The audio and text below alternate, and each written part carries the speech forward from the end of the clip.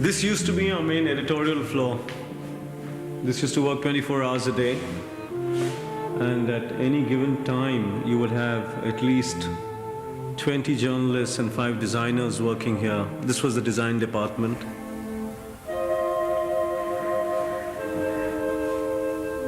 Tarun Tejpal is editor-in-chief of Tehelka, a news and current affairs website responsible for some of the most remarkable scoops in Indian journalism.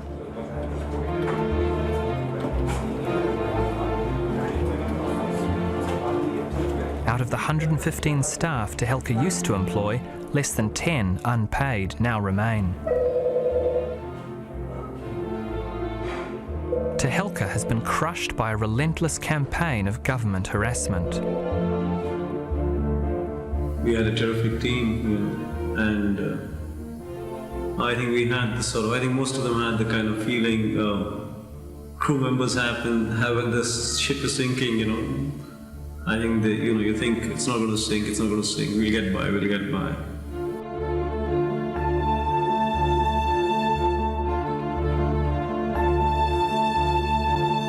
This is the footage that rocked India's political establishment and earned Tehelka formidable enemies. Grainy pictures of high-ranking army officers gratefully accepting bribes. Small gift for the New Year party. The leader of India's ruling party pocketing another stack of cash.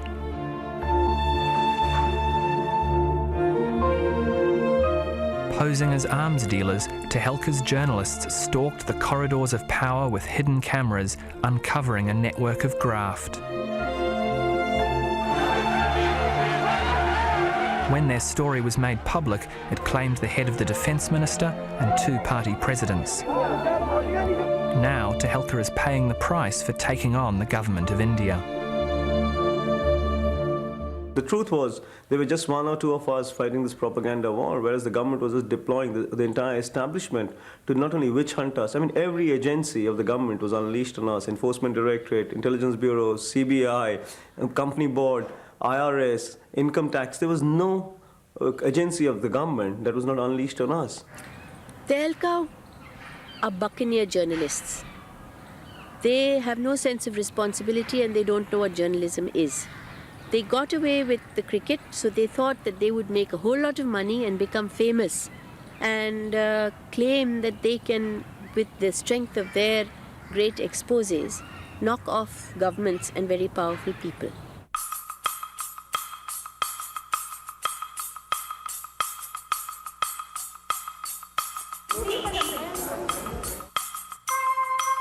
Tahelka first shot to prominence in May 2000, when it launched its expose of match-fixing and cricket, fallen heroes.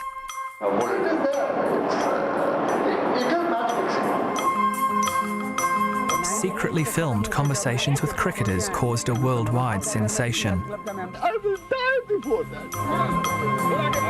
In cricket-crazed India, Tahelka became a household name.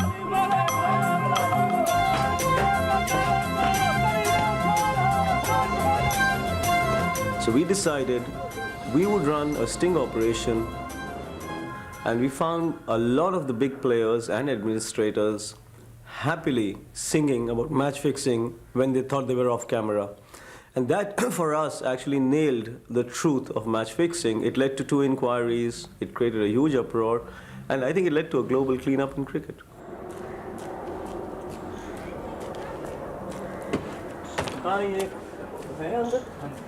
For its next trick, Tahelka turned its attention from cricket to the even murkier world of arms dealers and defence procurement. Once again, hidden cameras were put to devastating use.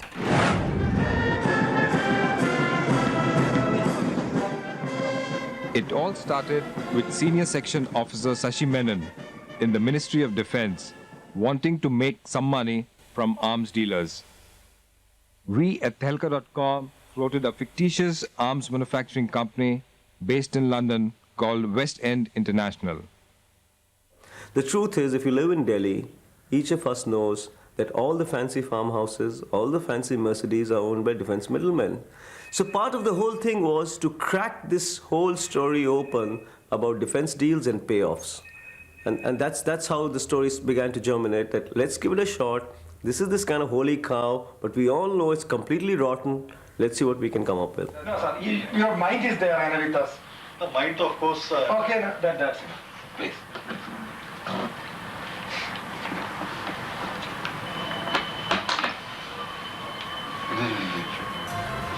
Fifty.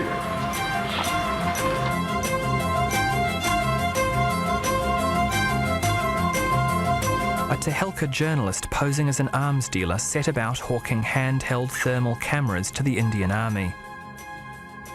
He soon discovered that every favour has its price, anything upwards from a bottle of the best quality scotch.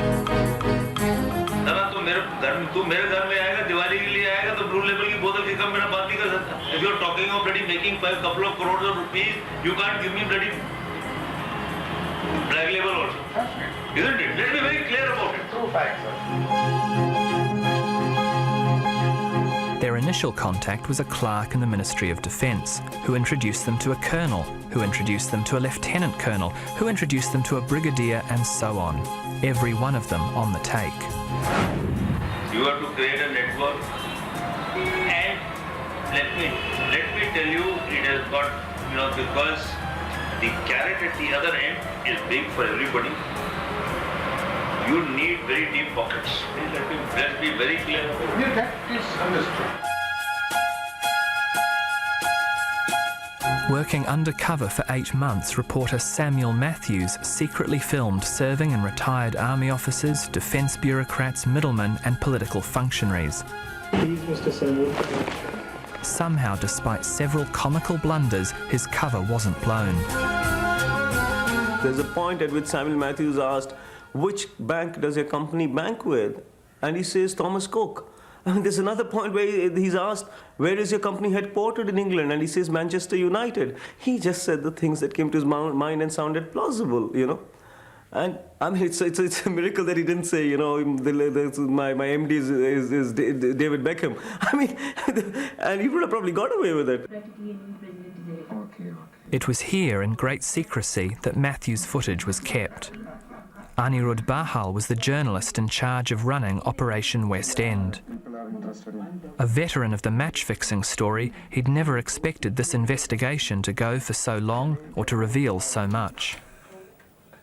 But when it started off, it was like any other story. I mean, probability of the story going anywhere was maybe 5%, 10%, and there were lots of things we could have done much better, but we didn't have that benefit. It's only the story grew incrementally in value over the months, and 3-4 months into it, I realized that, wow, this is going to be something. Yeah, this is the place where Matthew's meeting Bangaru Lakshman. This is the second meeting. Bangaru Lakshman was president of the BJP, India's ruling party. Here he is filmed calmly accepting the equivalent of $4,000 in small bills. This is Tehelka's infamous money shot. And here is the famous visual.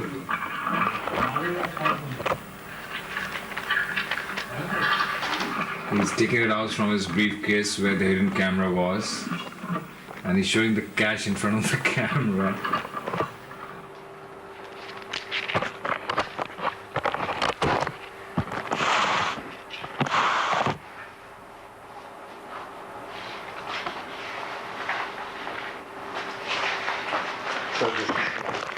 Here's a small gift. Yeah, small gift for the New Year party. And Bangaru Lakshman first opens his drawer and accepts the wad of money and then puts it back in the drawer.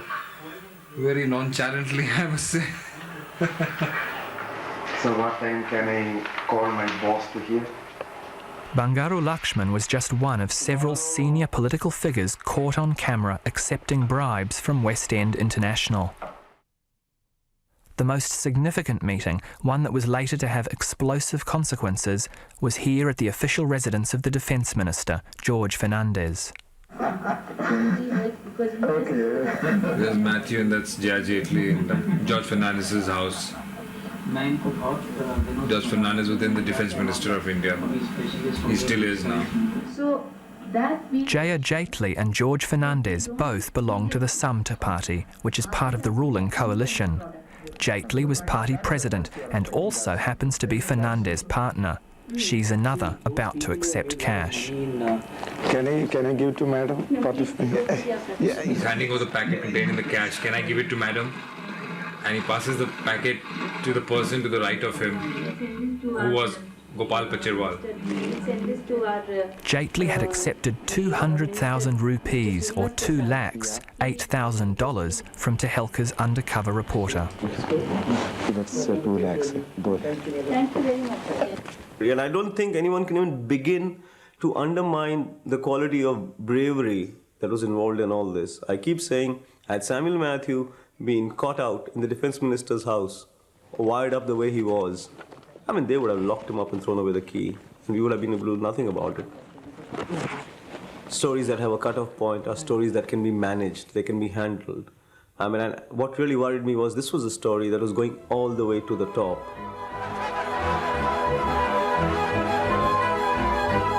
On March 13, 2001, Tahelka went public with its story. It created an uproar. The opposition is scenting blood. It could have huge political repercussions, and the issue is going to dominate Parliament for the coming days. Left-wing protesters tried to storm the Parliament. Jaya Jaitly and George Fernandez became objects of ridicule. Along with BJP President Bangaru Lakshman, they went on the attack. I will demand in Parliament and outside that these people should immediately be arrested, because I have reasons to believe that they have undermined our national security. And I do not promote anybody's interests. And whatever is done in this government is done for national interest.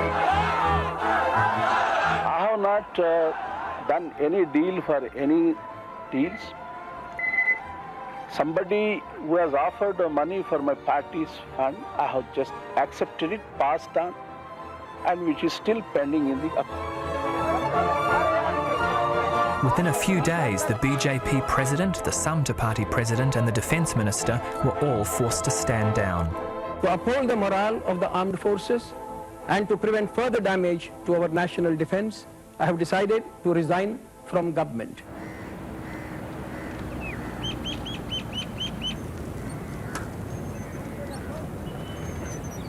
Two years later, George Fernandez is back as Defence Minister, and Jaya Jaitly still has her office in his official residence. Have you any permission for photography? Show me, please. Why? Now they claim that they came to do some surreptitious defense deal with me. Here's my workspace, which is shared by many other colleagues and many other people in this room. There are so many workstations. And how on earth would anybody be talking about secret matters like defense deals and bribery and corruption in an atmosphere like this?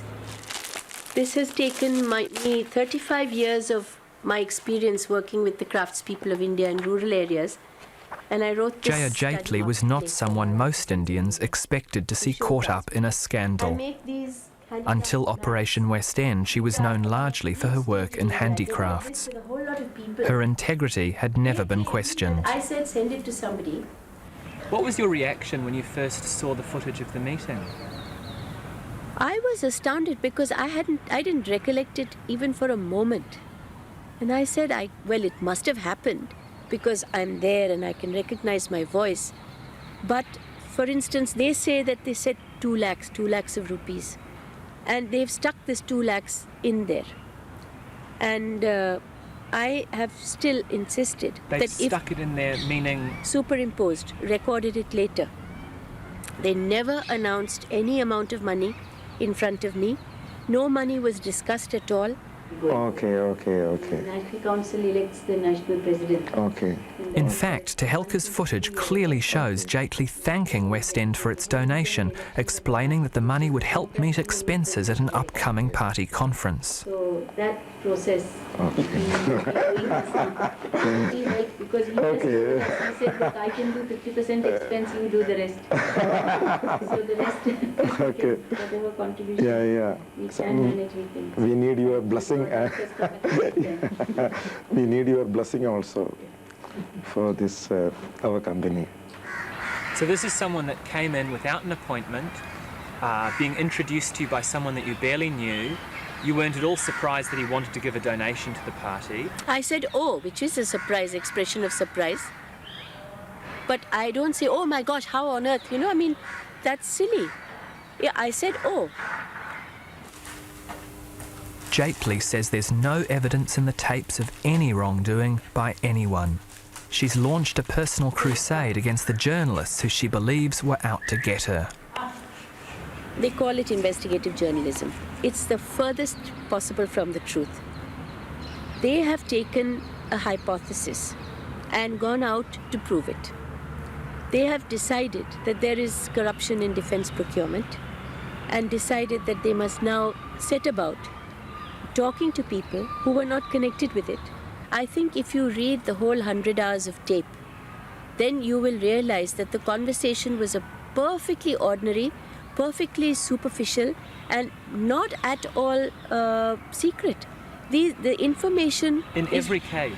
In every case.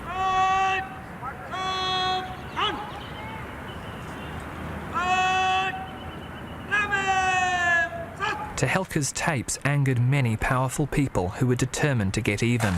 It didn't take long for the government to strike back, hard.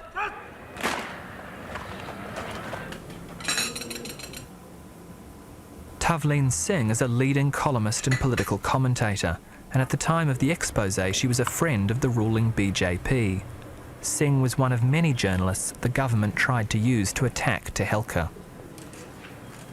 You know, I had no doubt that what we saw was true.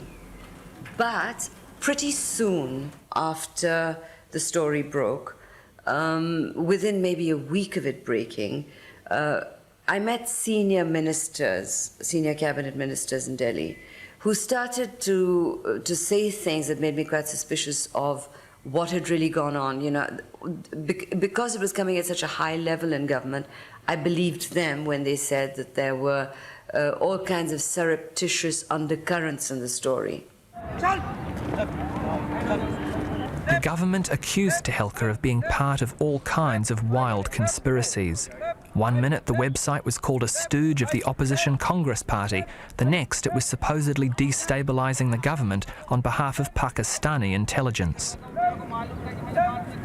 I mean, there wasn't any charge that wasn't flung on us. I mean, I think very, very early, some elements in the party took a conscious decision that the thing to do was to just try and trash Tehelka as quickly and as soundly as possible. So we faced a terrible propaganda war, and it was actually very, very upsetting and galling to be constantly fending off wild charges.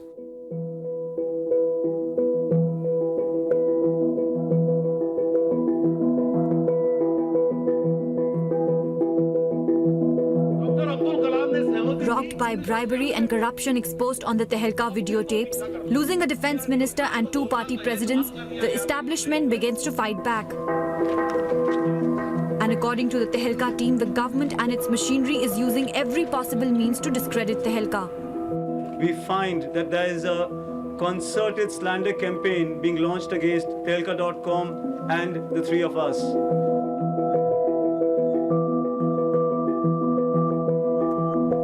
Just as the Tehelka storm seemed to have died down, headlines in today's newspapers have revived the debate. Some of Tehelka's methods had left the website open to criticism.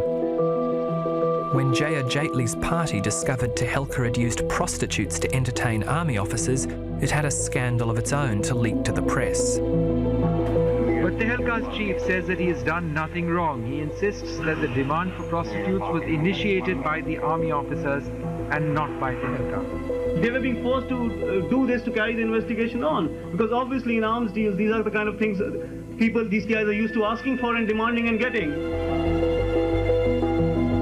The government did set up an inquiry headed by a retired judge to investigate the allegations of corruption. But one of its 4 terms of reference called for an investigation of all aspects relating to the making and publication of the allegations.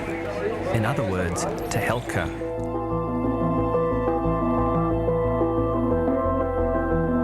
In an incredible turnaround, the inquiry ended up investigating the messenger rather than the message. For the next 18 months, all of Tehelka's remaining resources were spent defending every word in the more than 100 hours of footage it had collected. The only way the system could salvage some honor out of the story was by discrediting us, by impugning some motives to us. I mean, nobody asked Bob Woodward whether his mother was a Democratic sympathizer or what his motives were in doing Watergate. I mean, it's simply taken for granted. Nobody really goes after the motives. I mean, you question the facts that your story brings out, but I mean, that's where your focus should be. Nobody was bothered about the facts, and they were gunning for us.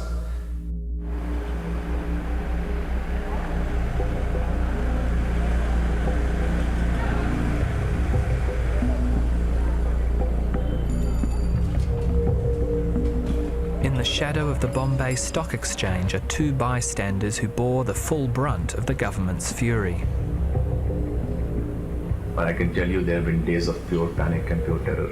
And it's not to exaggerate it, but every time somebody has knocked on the door or rung the doorbell, we have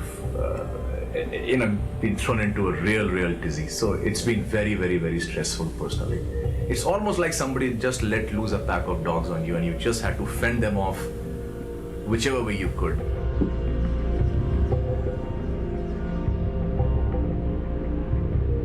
Shankar Sharma and Davina Mehra run First Global, once one of Bombay's leading investment banks and the only South Asian company to be listed on the London Stock Exchange. What is stocks now? They provided Tehelka with nearly $1 million in startup investment. We are from the investment world. Our job is to invest. Within days of the scandal breaking, newspapers were reporting rumours that Operation West End had been part of a conspiracy to crash the stock market. Shankar and Davina soon felt the full weight of the Indian bureaucracy bearing down on them as government agencies launched close to 24 raids on their offices and home. Just a raid is not really the issue here. I mean, people came here not to find out if there was anything wrong or anything to hide. They came here to invent. And, they will walk onto your kitchen, your home accounts, and they will say these are all code named, code worded. So if you have 4 dozen mangoes, they will say, okay, these are unaccounted payments being codified and, being called mangoes. So it's in hindsight it's very funny, but when it's happening you feel like beating those guys up. Sharma has also been presented with 250 legal summonses. His passport was seized and he was arrested and charged under an act that had been repealed 2 years before. You just arrested, you're put behind bars, and then you get bail after 2.5, 3 months. My bail was rejected multiple times. And they used to shout in court, Your Honor, this man is a serious criminal, and he will tamper with evidence, and he will kill the witnesses, and he will use strong-arm tactics, and that's my first offense, by the way. I never even had a parking ticket in my life. At one point, the Solicitor General himself appeared in court to oppose Sharma's bail application. See, privately, every single government official has said, hey, look, we know what we're doing is wrong, but I'm sorry, there are orders from Delhi. The topmost officials of the country, the topmost ministers of the government are calling us up and saying that you have to find something, if not find, frame something, fabricate something, do something, got to get this guy in. I mean, they even use the words that we are only puppets, somebody else is pulling the strings, I'm just signing the order, I have nothing to do with it. And we hope that God forgives us. And so tell them, I hope God doesn't. Most of the conspiracy theories the government has spread about Tahelka defy any kind of logic. But nothing, it seems, is too far-fetched for the former Samta Party president to believe. And I truly believe that Tehelka has been used by mercenaries for such people. Because it's not Shankar Sharma who's given them the money, it's come from elsewhere. Sorry? The money has not come from Shankar Sharma. the money, the investment into Tehelka. That's right. It has come from Mauritius, and it came into their Mauritius account from a person in Madras. All this has come in the affidavit of the government. For what purpose? Well, I don't know, to sabotage the government, sabotage the ministry, sabotage George Fernandez, and to use me as a puppet or a pawn in this. I think Jaya has just completely run amok. I think, in my own kind of distant way, I don't know Jaya at all, but I've seen the way she's reacted. I've seen the kind of dishonesties she's voiced in public again and again and again. And I know many of her friends who really worry for her and the kind of things she says and does these days. I think Jaya's problem really is, the way I see it, is that she's no longer the person she thinks she is, you know? And when the gap between who you are and who you think you are becomes so wide, I think you just keep falling through it. And Jaya is someone who keeps falling through that gap all the time. How do you explain the government reaction? The level of vindictiveness involved? Well, the only explanation I can come up with is that somebody very high up in government was really upset by the Tahelka story. The obvious person is George Fernandez, because he lost his job, and Jaya Jaitley was one of the people seen taking money, and here were these sort of the Mother Teresas of Indian politics, being exposed in this way. But I think it could be higher up, I mean, I hesitate to mention names, but maybe there's somebody in the Prime Minister's office who got very upset because the Prime Minister's son-in-law was mentioned by people on these tapes.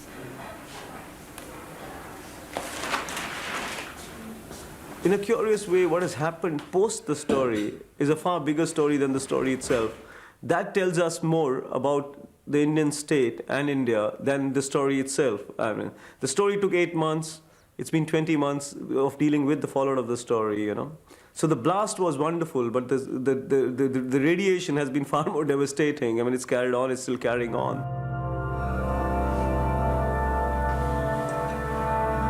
Tehelka's editor hopes he doesn't have to wait for a change of government to revive his website. In the next couple of months, he's planning to launch a subscription service to exploit what is still one of the best-known media brands in India.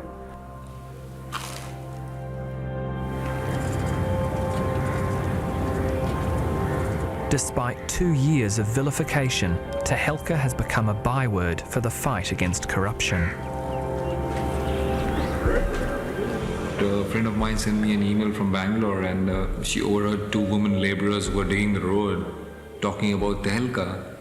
And so she stopped by on the street to listen to what one woman was telling the other. And she was explaining what Tehelka is to the other woman, and she was said that Tehelka is this big electronic machine that they have made in Delhi. And if you stand in front of it, the machine will tell you how much corruption you have done. And for me, that's the most sweetest and best compliment that I could ever get for a story.